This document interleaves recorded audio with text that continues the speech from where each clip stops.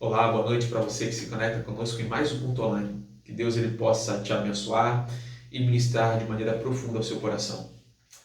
A minha reflexão dessa noite, que eu quero compartilhar com você, ela é fruto das minhas conversas com uma companhia que tem sido maravilhosa nesses últimos dias. E talvez você se pergunte, pastor, que companhia é essa, uma vez que nós estamos em momento de distanciamento, isolamento social?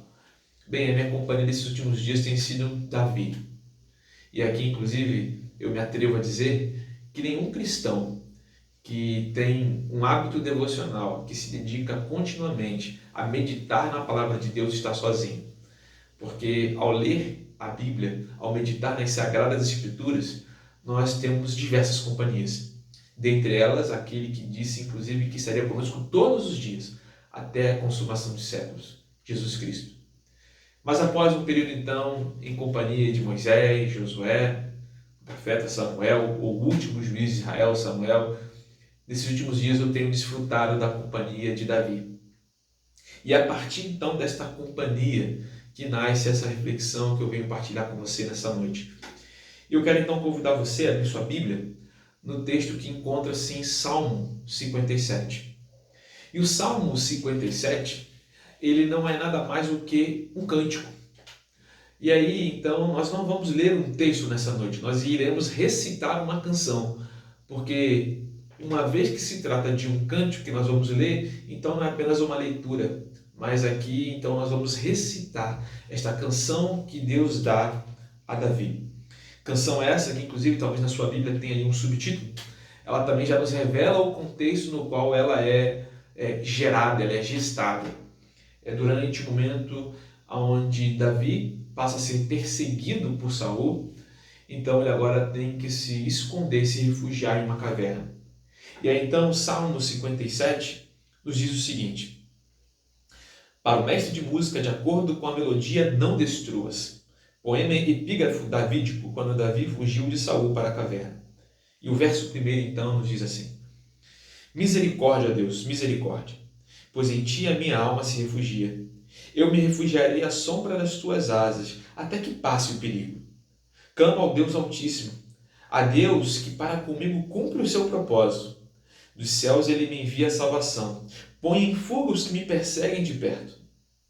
Deus envia o seu amor e a sua fidelidade. Estou em meio a leões, ávidos para me devorar. Seus dentes são lanças e flechas, suas línguas são espadas afiadas. Sê exaltado, ó Deus, acima dos céus. Sobre toda a terra esteja a tua glória. Preparam armadilhas para os meus pés. Fiquei muito abatido. Abriram uma cova no meu caminho, mas foram eles que nela caíram. Meu coração está firme, ó Deus. Meu coração está firme. Cantarei ao som de instrumentos. Acorde minha alma, acordem harpa e lira. Vou despertar a alvorada. Eu te louvarei, ó Senhor, entre as nações, cantarei teus louvores entre os povos, pois o teu amor é tão grande que alcança os céus, a tua fidelidade vai até as nuvens. Se exaltado, ó Deus, acima dos céus, sobre toda a terra esteja a tua glória. Palavra de Deus para nós nesse tempo. E aqui nós estamos então diante de um belo cântico. Um belo cântico que deve ser tocado à melodia de uma outra canção intitulada Não Destruas. E aqui então isso já nos revela esse momento precioso na qual é gestada essa belíssima canção dada certamente por Deus a Davi. E aqui então esse salmo se dá dentro de um contexto, como eu já disse previamente, de fuga. Davi agora ele está fugindo de Saul. O rei Saul agora, ele diante das inúmeras vitórias concedidas a Davi e diante já da revelação dada por Deus de que o seu reino estaria já em vias de ser terminado, uma vez que, embora tivesse começado muito bem a sua jornada com Deus, ao longo da sua caminhada ele permitiu que o orgulho, a vaidade o tomassem, e agora Deus havia rejeitado como rei e Deus havia já, portanto, escolhido Davi para exercer esta nobre função. Mas o fato, então, é que Davi está passando por um momento de aflição. Davi está passando por um momento de dor. E aqui, então, eu quero fazer uma pergunta para você. Quero lançar uma pergunta para que nós possamos prosseguir com esta reflexão. Se você tivesse hoje, nesse exato momento, a chance de exterminar aquilo que lhe causa dor, qual seria a sua atitude? Se você tivesse hoje a oportunidade de promover a paz a partir de uma ação que viria exterminar aquilo ou aquele que lhe causa tristeza, aquilo ou aquele que mente a seu respeito, o que você faria? Há um dito popular da nossa cultura, portanto, que vai dizer o seguinte: um raio não cai duas vezes no mesmo lugar. Pois bem, quando nós olhamos para a Bíblia, nós vemos que esse dito, que reflete uma possível sabedoria popular, ele nada pode diante da sabedoria divina e que, portanto, não é verdadeiro. Na vida de Davi, o raio cai duas vezes no mesmo lugar. Se você tiver a oportunidade, aqui mais uma vez eu insisto para com você, que após esse momento que você leia na íntegra, primeiro livro de Samuel, capítulo 24 e capítulo 26. No primeiro livro de Samuel, no capítulo 24 e 26, então você vai ver o raio caindo duas vezes no mesmo lugar.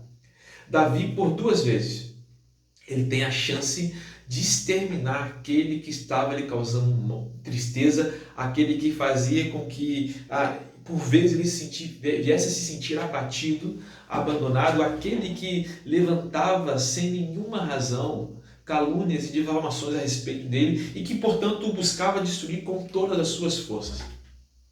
Mas diante dessas duas chances, diante dessas duas oportunidades, Davi não destrói Saul.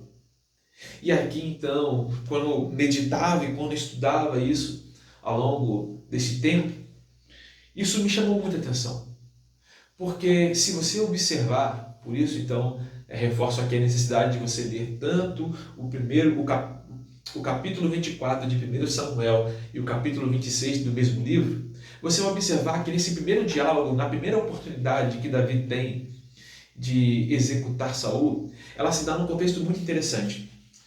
O texto vai nos dizer então que Davi está na caverna juntamente com seus homens, justamente com o exército que ele agora tem, o exército que é composto pela escolha da sociedade. Você vai ver isso ao longo do livro de Samuel. Mas o fato é que eles estão escondidos, refugiados dentro de uma caverna. E durante esse processo de fuga de Davi e perseguição da parte de Saul, Saul então entra nesta mesma caverna na qual ele se encontra para ali realizar suas necessidades. E o fato é que nesse momento, então, um dos homens de Davi chega para ele e fala: Davi, certamente Deus te concedeu hoje nas suas mãos a oportunidade de você exterminar Saul, regressar para a sua cidade. Então, de posse ali do seu armamento, da sua ferramenta, Davi ele se aproxima de Saul, mas ele é incapaz de matá-lo. E o texto vai dizer então que ao invés de matá-lo, ele hesita em matar. Algumas versões vão usar essa palavra, que ele hesitou. Então, diante dessa hesitação, ele não executa Saul, mas ele tira uma parte das suas vestes, da sua capa. E aí, então, uma vez terminado terminado as suas necessidades, Saul, ele então agora vai para fora da caverna, e quando ele está a uma distância, ou quando Davi julga que Saul está a uma distância segura, Davi grita, chamando a atenção de Saul. E ali, então, mais um diálogo maravilhoso, na qual Davi, ele revela, ele demonstra de maneira clara para Saul de que a sua perseguição, de que o seu ódio, de que a sua raiva, de que toda aquela postura de perseguição de Saul para com Davi, ela é infundada. E ele grita, ele fala aqui: ó rei, eu tive a chance de te executar e eu não fiz. E aí então é interessante que ao longo desse diálogo, ambos, sim, eles vão dizer o seguinte: tanto Saul quanto Davi vão dizer que, muito embora Deus tenha dado aquela oportunidade, ambos falam isso durante o diálogo, de que aquela oportunidade foi dada por Deus, Davi não aproveitou a oportunidade dada por Deus. E olha que interessante, enquanto eu meditava, enquanto eu li esse texto nas minhas devocionais, isso me chamou a atenção. Como uma oportunidade por Deus não pode ser aproveitada, ou como Davi, muito embora reconheça que a oportunidade foi dada por Deus, não aproveita. E aí então isso me chamou a atenção. Isso me fez entender algo que até então eu não havia percebido. E espero então que talvez nessa noite você também seja despertado para isso.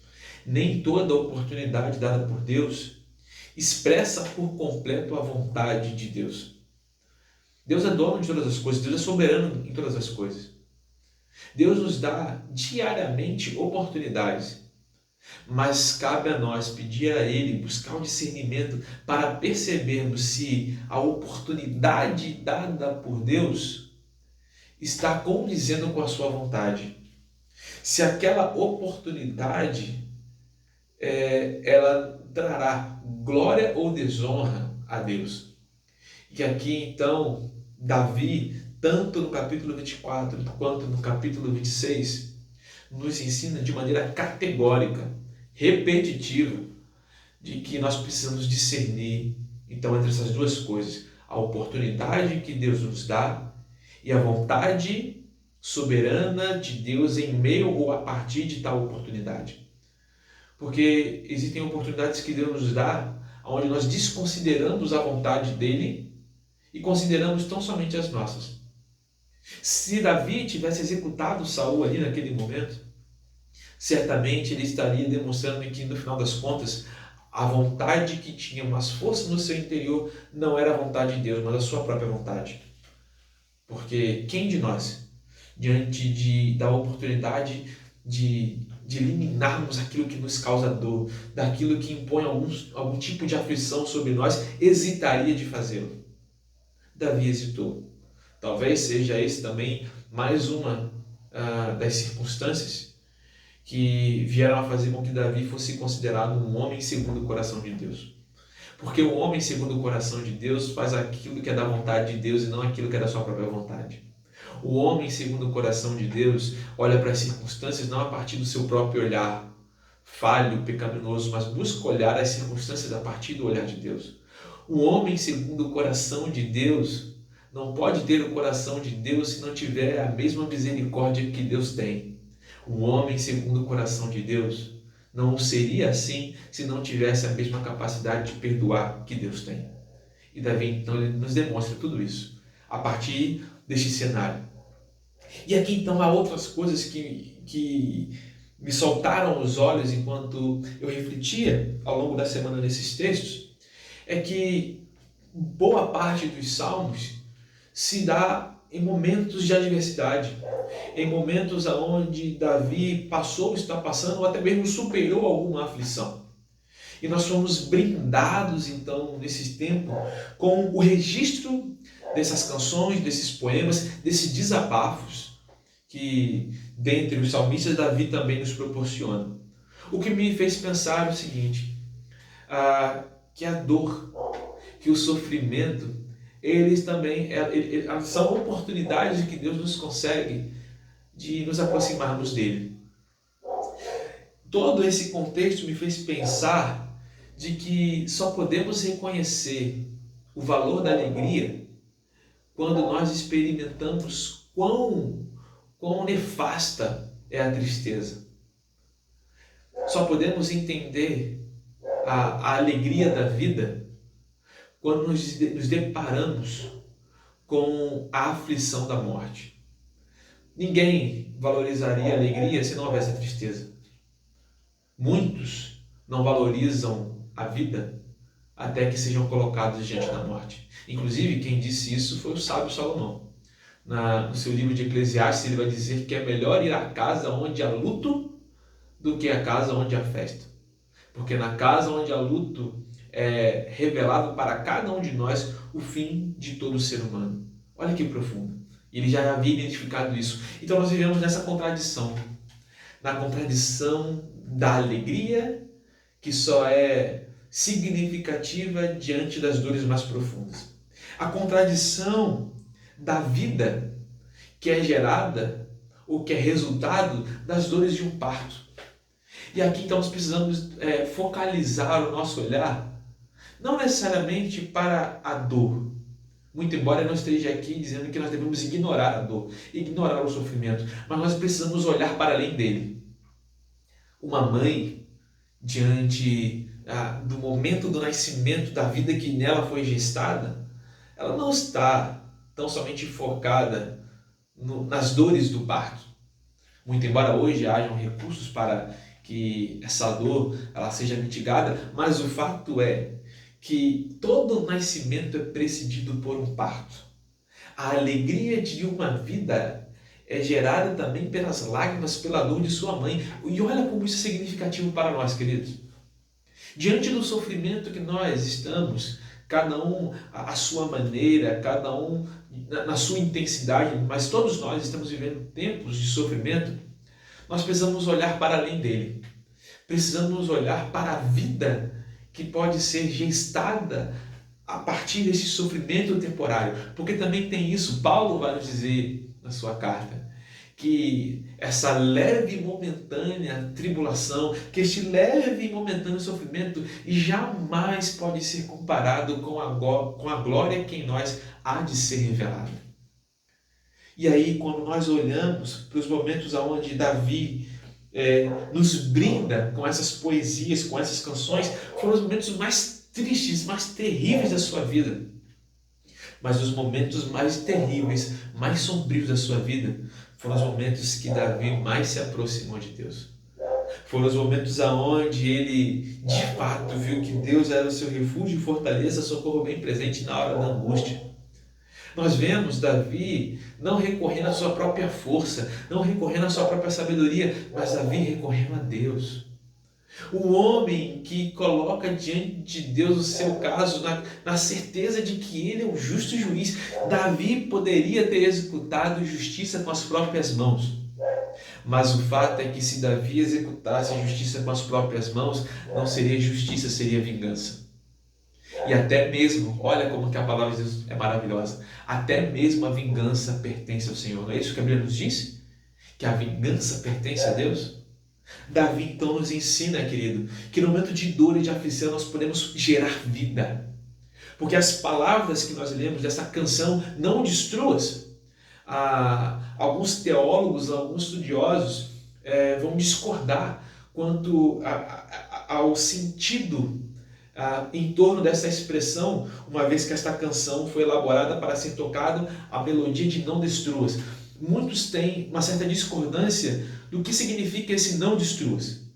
Se é não destruas em relação ao fato de Davi, embora tivesse tido a oportunidade de executar Saul, não o fez, então não destruas seu inimigo, ou se não destruas aqui tem a ver com não me destruas.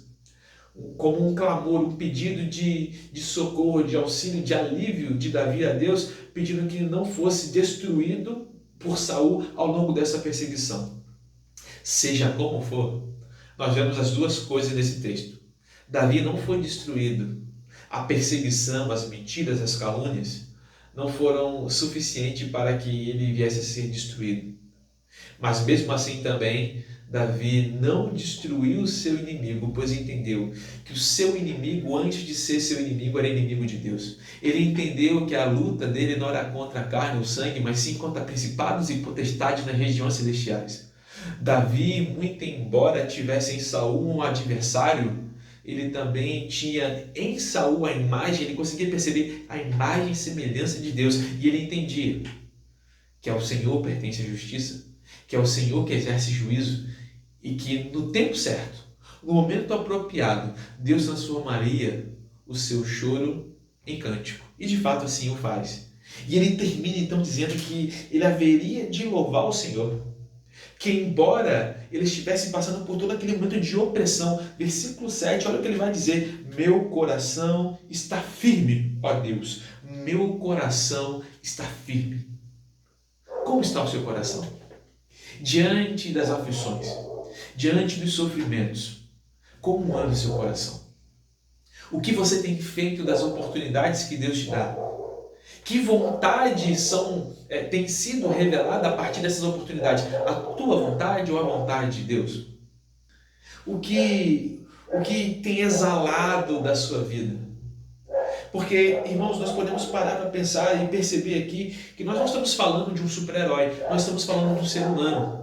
Por isso, todo o texto dos Salmos, nós vamos perceber momentos onde o salmista vai dizer: Senhor, por que me abandonaste? Por que não me ouves? Por que me ignoras? Por que estás tão distante? Isso para o salmista não é uma heresia, como muitos talvez vão, nos nossos dias, por desconhecimento e ignorância bíblica, vão dizer. Davi não tem nenhum problema em abrir o seu coração para Deus. E aqui, inclusive, né, há muitos salmos que nós podemos olhar aqui e são diálogos terapêuticos. É como se Davi sentasse diante do divã do Senhor e abrisse o seu coração para Deus. O maior psicólogo do mundo, o maior psicólogo que já existiu, que é o título, inclusive, de um livro. Mas o fato é que, então, Davi abre o seu coração. Mas ele também aqui revela, não amargura. Ele não revela aqui um coração de alguém amargurado, um coração amargo. Conhece pessoas assim? Que diante dos sofrimentos, diante das aflições, se vê sem esperança e se torna alguém amargo. Uma pessoa que não consegue enxergar o lado bom da vida. Uma pessoa que só consegue ver o mal que tentam lhe causar, mas não consegue ver além disso. E olhar para o monte e se questionar de onde vem meu socorro e ter a convicção de que meu socorro vem do Senhor que fez o céu e a terra. Davi tinha essa convicção. E é por isso que aqui então ele vai dizer: meu coração está firme no Senhor. O meu coração está firme. Como está o seu coração? Como está este coração? Aqui também o sábio Salomão vai dizer que nós precisamos cuidar dele, porque é dele que procede as saídas da vida. Precisamos cuidar deste coração, que Jesus também vai dizer lá na frente, que é do coração do homem que procede todo o mal, toda mentira, toda idolatria, todo adultério, é do coração do homem. É o coração, este coração, o coração do homem que também revela o seu tesouro, porque onde está o coração, aí também estará seu tesouro. Palavras proferidas pelo próprio Cristo ao longo do Sermão do Monte. Bem, seja como for, o coração de Davi estava alinhado com o coração de Deus, de tal modo que os nossos corações precisam, portanto, também estar alinhados com o coração de Deus. Há um livro secular que narra a maneira inusitada como muitas das grandes empresas que nós temos hoje surgiram. O título desse livro é Oportunidades Disfarçadas. E enquanto eu estudava, meditava nesses textos, esse livro veio à minha mente justamente pelo seu título. Porque Davi teve uma oportunidade, mas essa oportunidade estava disfarçada. A oportunidade aqui, que nos é revelada lá no capítulo 24 e 26 de 1 Samuel, não era a oportunidade de executar Saul, mas era a oportunidade de permanecer fiel a Deus. Havia ali, então, uma oportunidade disfarçada. Diante das pessoas que estavam com Davi, a oportunidade dizia respeito a ele executar Saul ou não. Mas eles ignoravam aquilo que é invisível.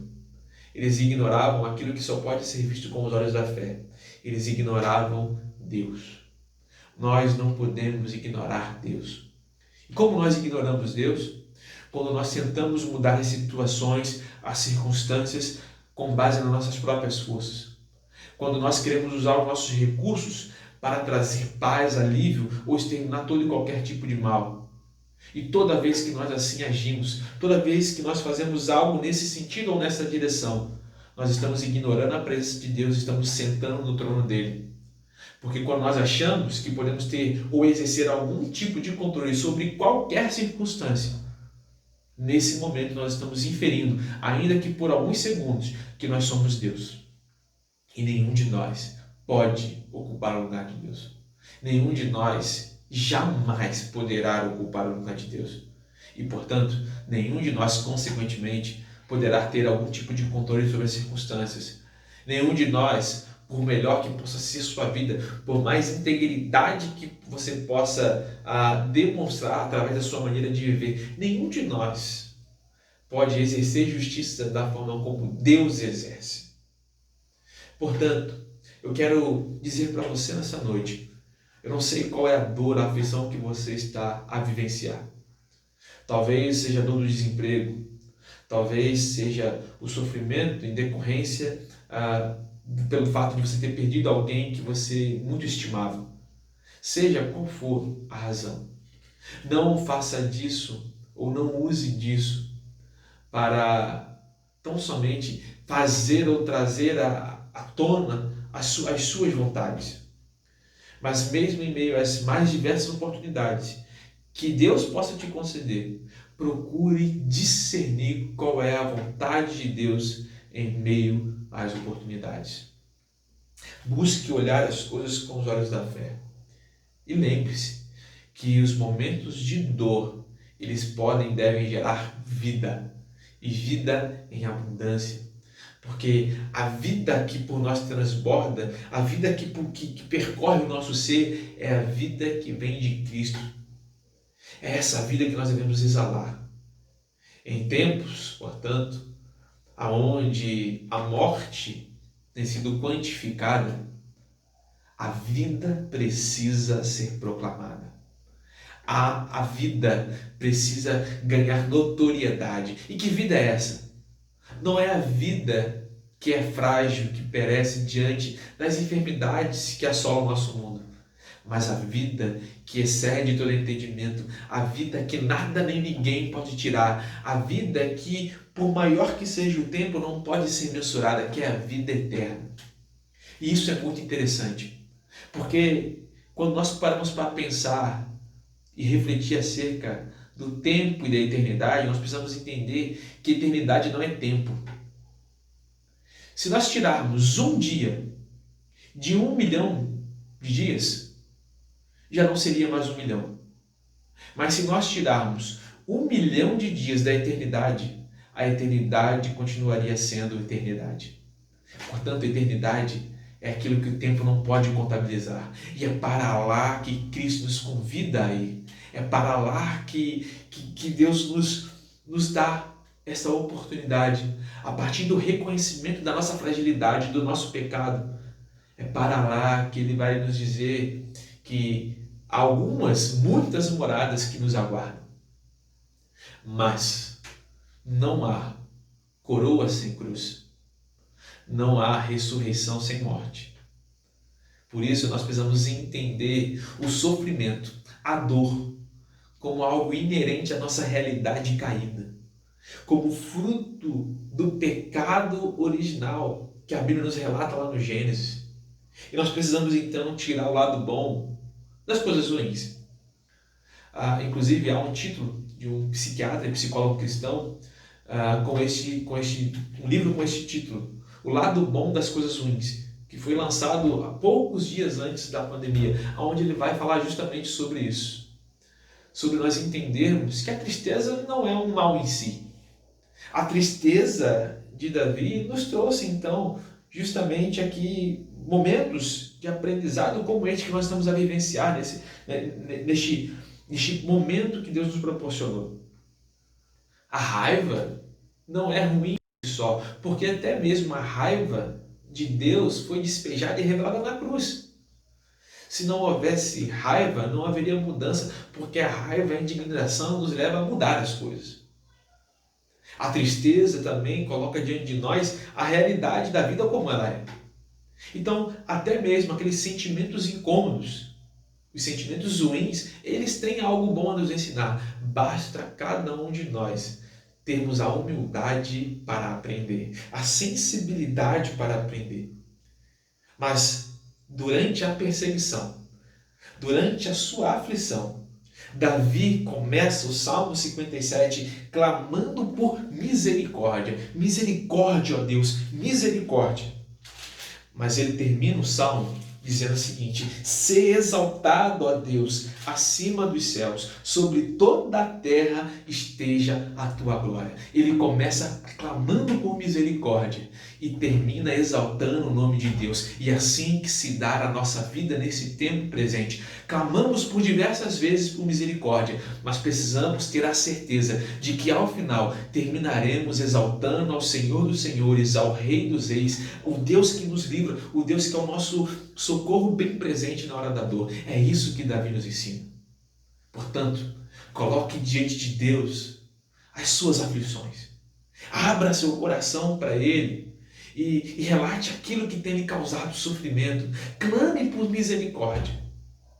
Mas nunca esqueça de que o clamor pela misericórdia, ele é apenas um começo de um cântico, que ao final dele nós entoaremos em louvor e exaltação ao nome de Deus. Lembre-se e esteja então atento para que você, em meio ao seu sofrimento, que você possa gerar vida, que você possa produzir vida.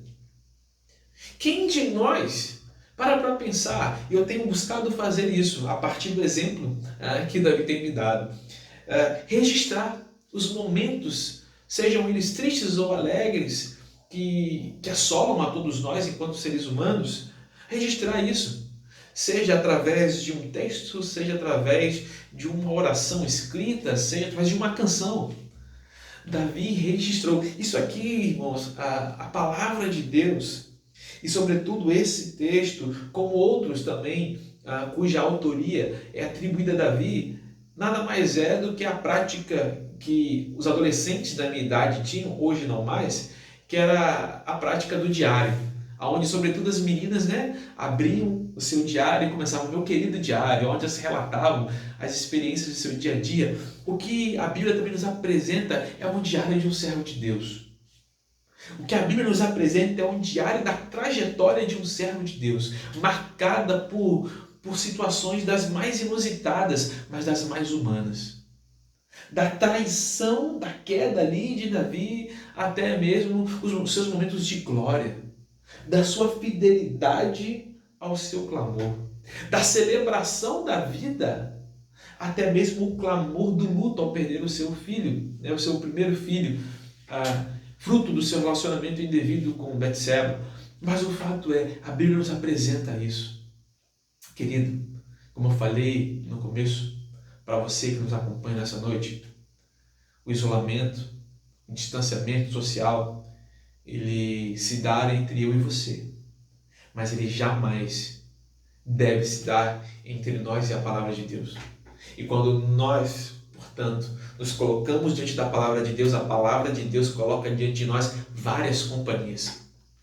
Talvez seja tempo de nós retornarmos ou regressarmos para o lugar do qual nós nunca deveríamos ter saído, que é para o centro da vontade de Deus. E ninguém que está com uma vida centrada na palavra pode dizer que está desfrutando ou está no centro da vontade de Deus. Não há vontade de Deus sem palavra de Deus. Não há a vontade de Deus sem convívio e relacionamento para com esse Deus. Encerro aqui, inclusive, trazendo uma reflexão sobre esse texto, sobre todo o contexto no qual nós nos encontramos.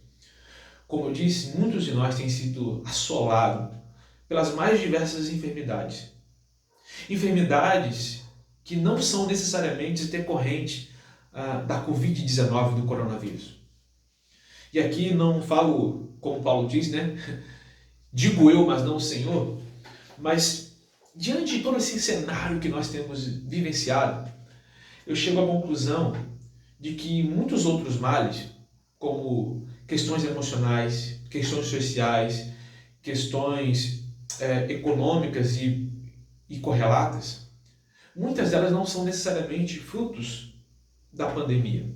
A pandemia que nós estamos a vivenciar e que em breve, em nome de Jesus, haveremos de superar, ela apenas veio trazer luz sobre problemas que já estavam escondidos ou que eram por hora ignorados. A pandemia ela não aumentou a pobreza no mundo, ela apenas revelou a desigualdade social. A pandemia ela não revelou o quão emocionalmente, ou o quão a pandemia não causou necessariamente as dores emocionais que nós possamos, porventura, estar a vivenciar nesse tempo. Ela apenas revelou as dores que lá já estavam. Os nossos idosos, eles não passaram a ficar sozinhos agora. Eles apenas, a pandemia apenas revelou o quão perigosa é a solidão que muitos deles se encontram, porque ao longo da sua semana era a rotina talvez de ir numa padaria, de conversar em determinado estabelecimento, que faziam com que muitos deles preenchessem a solidão na qual eles se encontravam.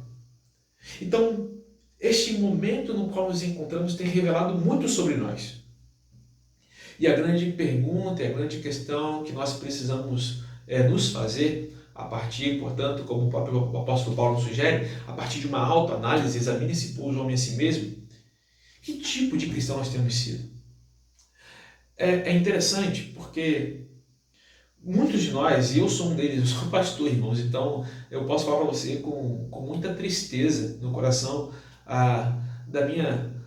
da aflição causada por não poder estar em comunhão com cada um de vocês que nos assiste nesse exato momento. Mas isso também me faz pensar de que este tempo que nós estamos a vivenciar, cerca já de 3 meses, que esses 3 meses, quase 4 que seja, eles são uma realidade na vida de muitos de irmãos e irmãs nossos que resolveram atender o chamado de Deus e hoje servem em lugares onde a igreja não pode se reunir como nós habitualmente fazíamos. Lugares, inclusive, no qual se quer fazer um encontro virtual a partir de alguma ferramenta que vise diminuir essa distância entre nós, a países onde nem mesmo essas ferramentas podem ser utilizadas para que as pessoas possam, de alguma forma, se aproximar. Mas sabe o que é mais interessante e ao mesmo tempo constrangedor, irmãos? É que nesses lugares há um evangelho vibrante. Há uma igreja que está junta na presença, em torno da palavra de Cristo, ainda que separada presencialmente. E nesses países a palavra de Deus tem crescido de maneira poderosa. Mas nós aqui, talvez muitos de nós tenham esfriado na fé. Alguns talvez já tenham até mesmo abandonado a fé. E isso então é constrangedor, porque isso revela que se a impossibilidade de ir ao templo determina ou de alguma forma é um fator para que eu esfrie na fé, a minha fé nunca esteve alicerçada onde ela deveria estar, que é na palavra de Deus. Ela sempre esteve alicerçada na estrutura, ou na pessoa, ou até mesmo no convívio social. Mas a nossa fé deve estar centrada na palavra de Deus. Que esse momento que nós estamos vivenciar também, então, e diante dessas minhas palavras, que eu e você possamos mais do que nunca valorizar, orar, chorar e clamar por aqueles irmãos e irmãs que dedicam suas vidas a pregar o Evangelho em locais, em países onde o que nós estamos vivendo aqui temporariamente é uma realidade constante na vida de cada um deles. Precisamos clamar.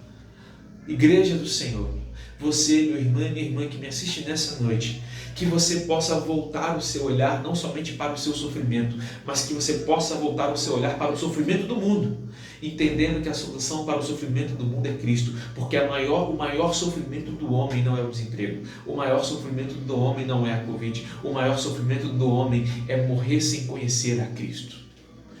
E cerca de quase 40 mil pessoas morrem diariamente sem conhecer a Cristo. Precisamos então repensar, precisamos então clamar por essa misericórdia sobre as nossas vidas e sobre a vida daqueles que têm partido deste mundo em trevas e escuridão, sem conhecer a luz de Cristo. Que Deus possa te abençoar, que Deus possa ter ministrado ao seu coração de maneira profunda e poderosa nessa noite. Amém? Vamos orar? Pai, muito obrigado, Deus, por essa noite que o Senhor nos concede, obrigado por tudo que tens feito, obrigado por tudo que ainda hás de fazer, ó Pai. Deus, nós queremos te clamar, Deus, assim como a exemplo do nosso irmão Davi, Deus, nós queremos te clamar com misericórdia. Misericórdia sobre as nossas vidas, misericórdia sobre as nossas famílias, misericórdia sobre aqueles que estão enfermos, sobre aqueles que estão desempregados, por aqueles, Deus, que têm batalhado, lutado com as enfermidades, tanto, Deus, econômicas, mas também as enfermidades da alma, as enfermidades emocionais. Que o Senhor cuide de cada um deles, Deus. Mas nós também queremos pedir, Deus, que o Senhor nos fortaleça. Nos fortaleça de tal modo que nós possamos clamar, Deus, e assim como Davi, a exemplo do nosso irmão, dizer que o nosso coração está firme, ó Deus. O nosso coração está firme, porque o nosso coração está fundamentado em Ti e na Tua palavra. Deus, que a exemplo também do texto que nós lemos aqui nessa noite, que nós possamos entender e perceber e buscar discernir a Tua vontade diante das oportunidades que o Senhor coloca diante de nós. Que nós possamos sempre, a todo instante, nos lembrar que o Senhor é um justo juiz, que o Senhor é nosso refúgio e fortaleza, socorro bem presente na hora da dor, na hora da angústia. Senhor, começamos, portanto, desse tempo clamando por misericórdia e terminamos exaltando e enaltecendo o Teu santo e excelso nome. Sê com cada um de nós. Abençoa o Teu povo espalhado pela face da terra. Abençoa cada um dos que está nos assistindo nesse exato momento. É o que nós te pedimos. Em nome de Jesus. Amém e amém.